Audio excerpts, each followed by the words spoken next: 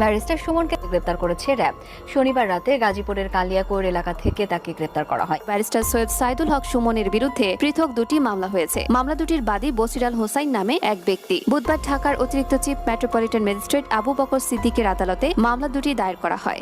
বিবাদী সাইদুল হক সুমন বিভিন্ন ইলেকট্রনিক্স মিডিয়ায় বাদীর বিরুদ্ধে এই মর্মে মিথ্যাচার করেন যে অর্থ আত্মসাৎ ও লুটপাট করিয়া বিদেশে পাচার করিয়াছেন এবং বাদী এমপি হিসাবে শপথ নেয়ার 7 মাস পরে তার আমেরিকান পাসপোর্ট সারেন্ডার করেন, যাহা শপথ ভঙ্গের শামিল। ব্যারিস্টার সাইদুল হক সুমনের কিন্তু এটা আমাদের বিরুদ্ধে প্রথম ভিডিও নন। কখনো আমরা এরকম পদক্ষেপ গ্রহণ করিনি এবং করতে যাইনি।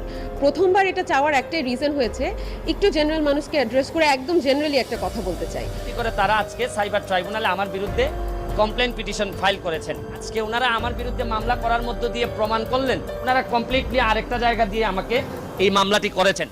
আমার কথা হচ্ছে